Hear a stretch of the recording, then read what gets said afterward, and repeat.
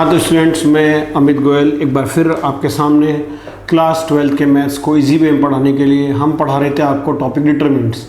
तो पिछली क्लास में हमने आपको डिटरमिनेंट होता क्या है, मैट्रिक्स से कैसे वो अलग होता है, कैसे हम एक्सपेंड कर सकते हैं 1 into 1, 2 into 2, 3 into 3 के डिटरमिनेंट्स को, वो हमने सिखाया था। कुछ बेसिक प्रॉपर्टीज़ बताई थी। आप उन पर बेस्ड कुछ क्वेश्चंस आज हम कराते हैं। अब आप देखिए, हमारा पहला क्वेश्चन आज का है, there are two values of small a which makes determinant is equal to 86, find the sum of these two values of a. इस डिटरमिनेंट को एक्सपेंड करके हमारी दो वैल्यू आएंगी ए की, और उन दोनों वैल्यू का हमें सम निकालना है। हम आपको पिछली क्लास में बता चुके हैं कि जब हम एक्सपेंड करते हैं किसी रो या कॉलम के लिए तो हम ये रूल अप्लाई करते हैं, plus minus plus, minus plus minus, plus minus plus, और हम कोशिश करते हैं उस रो या उस कॉलम के अलोंग एक्सपेंड करने की जिसमें ज़ीरो हो या ज़ीरो ज़्यादा हो, जिससे कैलकुलेशन सेव हो जाए। अगर हम बिना ज़ीरो वाले के भी कर देते हैं तो आंसर तो आ जाएगा, लेकिन कैलकुलेशन बहुत ज़्यादा हो जाती है। इसलिए हम इसको कॉलम 1 के अलोंग करेंगे, क्योंकि कॉलम 1 में कम से कम एक ज़ीरो आ रहा है। अब हम इसको लिखते हैं एक्सपेंड अलोंग C1। C1 का मतलब है कॉलम 1। कॉलम 1 में एलिमेंट है 1 2 0, तो प्लस 1, क्योंकि साइन प्लस का आ रहा है। 1 इस कॉलम में आ रहा है और इस रो में आ रहा है, तो उसको नहीं लेंगे, तो हम इस यहाँ पर 1 के साथ लेंगे a -1 4 2a। उसके बाद -2, 2 इस कॉलम में आ रहा है और इस रो में आ रहा है, इसको नहीं लेंगे, -2 5 4 2a, -2 5 4 2a is equal to 86। मैं एक बार दोबारा से आपको इस चीज़ को बता रहा हूँ। हमने पहले इसको कॉलम 1 के लिए चूज़ करा। कॉलम 1 के लिए हम इसलिए चूज़ कर रहे हैं, कॉलम 1 में एक ज़ीरो आ रहा है। अगर हम ज़ीरो इसके बिना भी करेंगे तो आंसर आएगा, लेकिन वो थोड़ा कैलकुलेशन थोड़ा बढ़ जाएगा। अब मैं इसको कॉलम 1 के लिए करा, 1 इस कॉलम में आ रहा है और इस रो में आ रहा है, तो ये बचता है a -1 4 2a। दूसरा एलिमेंट 2 है, 2 के साथ माइनस आएगा, 2 इस कॉलम में आ रहा है और इस रो में आ रहा है, -2 5 4 2a is equal to 86। 1 2a square plus 4 -2 multiply करेंगे, -4a -20 इज इक्वल टू 86। बिल्कुल सिंपल वे में इसको सॉल्व करा। ये हो गया 2a square plus 4 plus 8a plus 40 is equal to 86। अब इसको करते हैं 2a square plus 8a plus 44 minus 86 is equal to 0। अब ये हो जाएगा 2a square plus 8a minus 642 844 42 is equal to 0। अब इसमें सारे में से 2 कॉमन है, तो ये आएगा a square plus 4a minus 21 is equal to 0। 21 के ऐसे फैक्टर हमने करने हैं कि 4 आ जाए, तो हम इसको लेंगे a square plus 7a minus 3a minus 21 is equal to 0। Middle term split करके, कभी अगर मिडिल टर्म स्प्लिट नहीं होती है तो हम डिस्क्रीमेंट वाला लगाते हैं, या मिडिल टर्म स्प्लिट करने में फैक्टर्स का ध्यान नहीं आए तो हम ऐसे ही करते हैं। a हमने कॉमन ले लिया, यहाँ से a प्लस 7 आ गया, -3 कॉमन ले लिया, a प्लस 7 आ गया। अब हमारा a प्लस 7 कॉमन आ गया, a -3 is equal to 0, a is equal to -7 और a इज इक्वल टू 3। उसने कहा था find the sum of these two values of a। अगर हम इसका सम निकालते हैं, सम होगा -7 प्लस 3 दैट इज़ -4। उसने कहा था find there are two values of a which make determinant this and find sum of these two values of a। दो वैल्यू आई थी -7 और 3, -7 और 3 को ऐड करा तो हमारा आंसर आया -4। ये हमारा क्वेश्चन था, आज का फर्स्ट क्वेश्चन। अब हम नेक्स्ट क्वेश्चन की तरफ मूव करते हैं। नेक्स्ट क्वेश्चन में हमें ए और बी दे रखा है, डिटरमिनेंट ए बी निकालना है, मैट्रिक्स दे रखे हैं। तो हम सिंपल इसकी पहले मल्टीप्लाई करेंगे ए बी, इसमें रो लेते हैं, इसकी पहला कॉलम लेते हैं, 1 की एलिमेंट की 1 से करेंगे तो 1 आएगा, 2 की 3 से करेंगे तो 6 आएगा। ये पहली रो की पहले कॉलम से मल्टीप्लाई हो गई। अब रो यही रहेगी, कॉलम बदलेंगे, 1 की -4 से करेंगे तो -4, 2 की -2 से करेंगे तो -4। अब इस रो की पहली रो की दोनों कॉलम से मल्टीप्लाई हो चुकी है। अब सेकंड वाले को रो को लेंगे, 3 की मल्टीप्लाई 1 से करेंगे, 3 आ गया, -1 की 3 से करेंगे तो -3 आ गया, 3 की 4 से करेंगे -12 आ गया, -1 की 2 से करेंगे -1 -2 प्लस का 2 आ गया। एक बार आप इसको दोबारा देखें, पहली रो इसका पहला कॉलम, 1 की एलिमेंट की 1 से करी 1 आ गया, 2 की मल्टीप्लाई 3 से करी 6 आ गया, 1 की मल्टीप्लाई -4 से करी -4 आ गया, 2 की मल्टीप्लाई -2 से करी -4 आ गया। पहली रो की दोनों कॉलम से मल्टीप्लाई हो गई। अब दूसरी रो को लेंगे, 3 की मल्टीप्लाई 1 से करी 3 आ गया, -1 की 3 से करी -3 आ गया, 3 की मल्टीप्लाई -4 से करी -12 आ गया, -1 की -2 से करी +2 आ गया। अब ये हमारा 1 + 6 7 आ गया, -4 -8 आ गया, 3 - 3 0 आ गया, -12 + 2 -10 आ गया। अब हमें डिटर्मिनेंट ऑफ ए बी निकालना है। डिटर्मिनेंट ऑफ ए बी हम ऐसे निकालेंगे, 7 - 8 0 -10, तो ये हम क्रॉस मल्टीप्लाई करेंगे, -70 -0 -70 आंसर आ गया। हम एक फार्मूला हम बताया था हमने पहले आपको, हम उस फार्मूले से भी डायरेक्ट कर सकते थे डिटरमिनेंट ए बी, ये समझ में आपको आ गया होगा। अगर हम इसको दूसरे मेथड से भी करना चाहें, सेकंड मेथड से, तो अभी हम इसको कर सकते हैं। सेकंड मेथड ये होता है कि determinant A B is equals to determinant A into determinant B होता है। तो डिटर्मिनेंट ए हम अगर निकालेंगे तो वो होगा 1 2 3 -1, तो इसमें निकलेगा ये -1 -6 -7 डिटर्मिनेंट ए।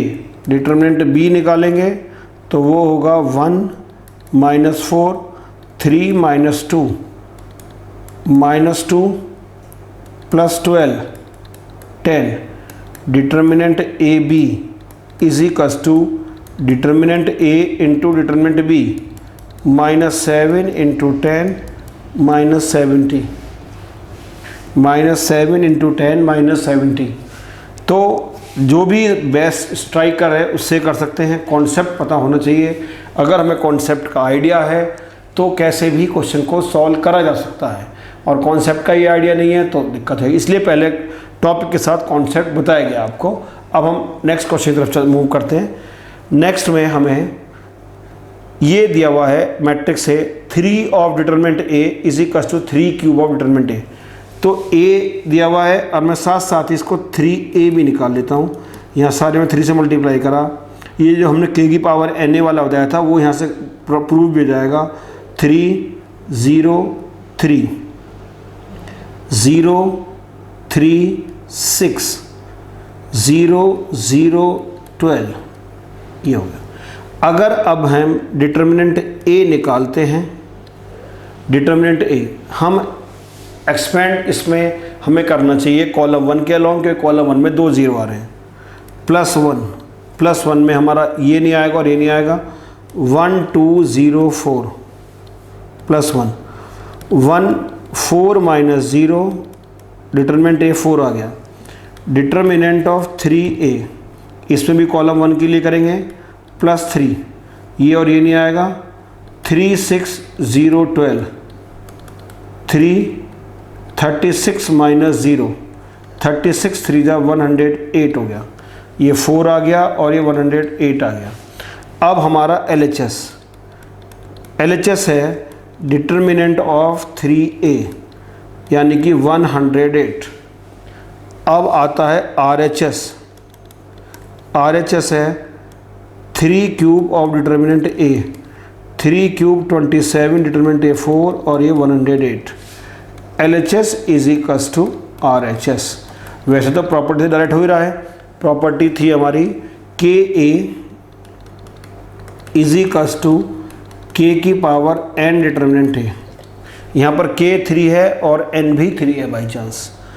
तो ये क्वेश्चन हमारा हो गया है। LHS और RHS हमने प्रूव करना था, हमने इसको LHS और RHS को प्रूव कर दिया। अब हम नेक्स्ट क्वेश्चन की तरफ मूव करेंगे। नेक्स्ट क्वेश्चन में हम ये देखेंगे कि हमें A और B दिया हुआ है और हमें प्रूव करना है determinant AB is equal to determinant A determinant B। जो भी हमने प्रॉपर्टीज बताई थी अब उनके प्रूफ आ रहे हैं डायरेक्टली इनडायरेक्टली। अब A और B दिया हुआ है, अगर हम डिटरमिनेंट AB निकालते, AB मैट्रिक्स निकालते हैं मल्टीप्लाई करके, मल्टीप्लाई जैसा कि आप बार बार सीख रहे हैं, इसकी पहली रो इसका पहला कॉलम, 2 की मल्टीप्लाई 4 से करते हैं तो 8 आता है, 5 की मल्टीप्लाई 2 से करते हैं तो 10 आता है। रो अब यही रहेगी, कॉलम बदल जाएगा, 2 की मल्टीप्लाई -3 से करेंगे तो -6 आ जाएगा, 5 की मल्टीप्लाई 5 से करेंगे तो 25 आ जाएगा। अब इस रो की दोनों कॉलम से मल्टीप्लाई हो चुकी है। अब दूसरी रो लेंगे, 2 की मल्टीप्लाई 4 से करेंगे तो 8 आएगा, 1 की मल्टीप्लाई 2 से करेंगे तो 2 आएगा। अब 2 की मल्टीप्लाई -3 से करेंगे तो -6 आएगा, 1 की मल्टीप्लाई 5 से करेंगे तो 5 आएगा। एक बार हम इसको दोबारा से रीचेक करते हैं। ये रो ये कॉलम 2 की मल्टीप्लाई 4 से करी तो 8 आ गया, 5 की 2 से करी 10 आ गया। रो यही रहेगी, कॉलम बदल जाएगा, 2 की मल्टीप्लाई -3 से करी -6 आ गया, 5 की मल्टीप्लाई 5 से करी 25 आ गया। पहली रो की दोनों कॉलम से मल्टीप्लाई हो चुकी है। अब दूसरी रो लेंगे, 2 की मल्टीप्लाई 4 से करेंगे 8 आ गया, 1 की 2 से करेंगे 2 आ गया, 2 की मल्टीप्लाई -3 से करेंगे -6 आ गया, 1 की मल्टीप्लाई 5 से करेंगे 5 आ गया। अब 8 + 10 18 हो गया, 25 में से 6 जाएंगे तो 19 आ गया, 8 + 2 10 हो गया और -6 + 5 -1 हो गया। ये हमारा A भी आ गया। अब हमें डिटरमिनेंट A निकालना है। डिटरमिनेंट A हमारा हो जाएगा 2 5 2 1, यह आएगा 2 - 10 -8 आ गया। डिटरमिनेंट B हमने निकालना है। डिटरमिनेंट B 4 - 3 2 5, 4 5 = 20 -6, यह आ जाएगा 26 प्लस के। अब डिटरमिनेंट AB निकालना है, वो होगा 18 19 10 -1। अब माइनस के 18 माइनस के 190। अब इसको हम ऐड करेंगे, -190 और 18 को हमने ऐड करा, ये हमारा 8 9 1 10 कैरी 1 208 आ गया, ये हमारा माइनस के 208 आ गया। अब हम determinant A into determinant B की मल्टीप्लाई करेंगे, -8 और 26। अब हम 26 की मल्टीप्लाई 8 से करते हैं, 8 6 48 कैरी 1 आ गया, 8 2 16 4 20 208 आ गया, ये भी माइनस के 208 आ गया। अब डिटरमिनेंट AB इक्वल हो जाएगा determinant A into determinant B के इक्वल। तो ये सब हमने जब करे थे डायरेक्ट इसकी प्रॉपर्टीज़ पढ़ी थी, अब हम इसको प्रूव भी कर रहे हैं। अब ये प्रूव करके भी देखो वही कॉन्सेप्ट आ रहा है। अब हम नेक्स्ट की तरफ चलते हैं। नेक्स्ट वाले में हमने ये प्रूव करना है कि एक डिटरमिनेंट है, ये हमें प्रूव करना है कि इंडिपेंडेंट ऑफ थीटा है, मतलब जो उसका आंसर आएगा उसमें थीटा नहीं होगा। तो वही तरीका इसको एक्सपेंड करने का, plus minus plus minus plus minus plus minus plus. अब इसमें expand along R1,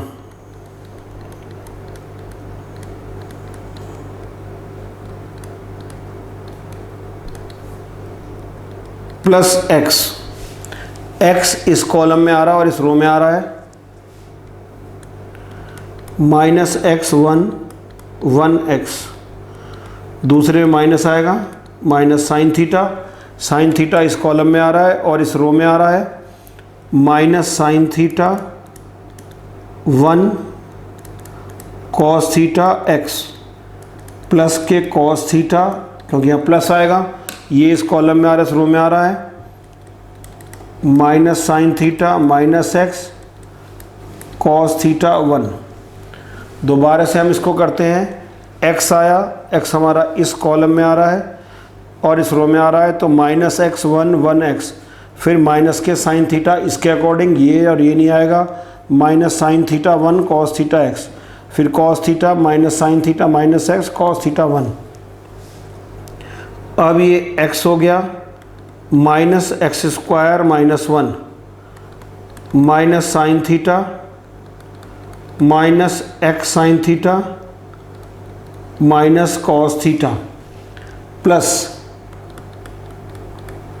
cos theta minus sine theta minus x cos theta, ये माइनस माइनस प्लस हो जाएगा,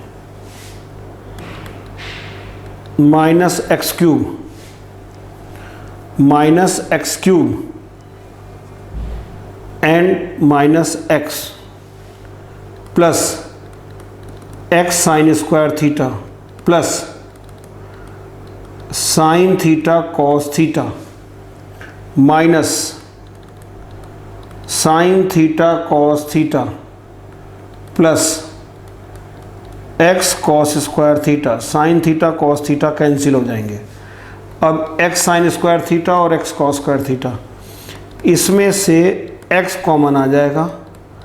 एक्स कॉमन आने पर आंसर ये रिजल्ट आया sine square theta plus cos square theta, और sine square theta plus cos square theta 1 होता है।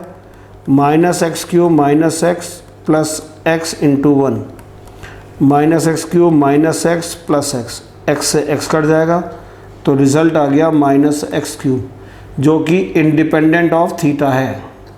उसने कहा था इंडिपेंडेंट ऑफ थीटा, मतलब जो भी आंसर आएगा उसमें थीटा नहीं आएगा, इंडिपेंडेंट ऑफ थीटा। तो माइनस एक्स क्यूब आया, एक्स क्यूब में थीटा नहीं है। अब हम नेक्स्ट क्वेश्चन की तरफ मूव करेंगे। नेक्स्ट में देखते हैं कि क्वेश्चन कॉन्सेप्ट किस तरह से हमने अप्लाई करना है। इस बार भी सेम वही बात आ रही है, हमें प्रूव करना है इज़ इंडिपेंडेंट ऑफ एक्स। इसमें x नहीं आना, इंडिपेंडेंट ऑफ x। वही तरीका, plus minus plus minus plus minus plus minus plus, वही सेम। हम इसको अलोंग R1 एक्सपेंड करेंगे, अलोंग R1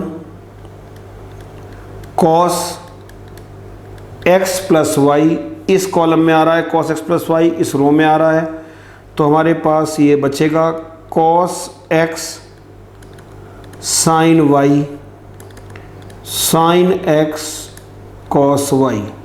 यहाँ माइनस दे रखा है, माइनस ऐसा होता ही है तो प्लस हो जाएगा, प्लस के साइन x प्लस वाई। इसमें ये कॉलम है और ये रो है, sine x sine y minus cos x cos y, cos 2y, cos 2y में ये नहीं आएगा और ये नहीं आएगा, sine x cos x minus cos x sine x, ये आ गया। अब यहाँ पर ये आया है कॉस x प्लस वाई। अब मैं इस ब्रैकेट में अगर इसकी मल्टीप्लाई करता हूँ, डिटरमिनेंट को एक्सपेंड करते हैं हम, तो ये आएगा cos x cos y minus sine x sine y plus sine x plus y, इसकी मल्टीप्लाई हम करें, sine x cos y minus cos x sine y plus cos 2y sine square x plus cos square x। अब ये देखो, इसमें और इसमें तीनों में ही ट्रिग्नोमेट्री के फार्मूले अप्लाई हो रहे हैं। Cos x plus y, cos x cos y minus sine x sine y, तो ये भी बन जाएगा cos x plus y plus sine x plus y, ये प्लस आएगा क्योंकि बीच में माइनस है, साइन x प्लस वाई, और ये भी sine x plus y, cos 2y into 1 तो ये आएगा cos square x plus y plus sine square x plus y plus cos 2y। Cos square theta plus sine square theta 1 होता है, तो 1 plus cos 2y। तो उसने कहा था इंडिपेंडेंट ऑफ x, आंसर में x नहीं आना चाहिए, आंसर में 1 आया और y आया है। तो ये हमने इस क्वेश्चन को भी शो कर दिया कि इसका रिजल्ट इंडिपेंडेंट ऑफ x है, इसमें x नहीं आ रहा है, इसमें आंसर सिर्फ y में आ रहा है। अब हम चलते हैं आगे की तरफ, नेक्स्ट क्वेश्चन, नेक्स्ट की तरफ। इसमें इन्होंने कहा है कि cos 2 थीटा 0 है, तो इस डिटरमिनेंट का स्क्वायर 1/2 होगा, ये हमने प्रूव करना है। तो पहले तो हम सिंपली इस डिटरमिनेंट को सॉल्व कर लेते हैं बिना स्क्वायर के। तो हम इसमें एक्सपेंड करते हैं अलोंग R1, अलोंग R1। तो हमारा प्लस, ये वही साइन होते हैं प्लस माइनस प्लस, तो ये प्लस था, दूसरा वाला माइनस होगा, माइनस कॉस थीटा। कॉस में हमारा ये नहीं आएगा और ये नहीं आएगा, तो cos theta 0, sine theta cos theta, cos theta 0, sine theta cos theta plus sine theta, ये नहीं आएगा और ये नहीं आएगा, cos theta sine theta, sine theta 0। अब चाहे तो उसका स्क्वायर लगा सकते हैं क्योंकि उसका होल स्क्वायर 1/2 के इक्वल है, वो उसको देख लेंगे। अब ये आएगा minus cos theta cos square theta minus 0, sine theta 0 minus sign square theta, minus cos cube theta minus sine cube theta, minus common ले लेंगे, cos cube theta plus sine cube theta.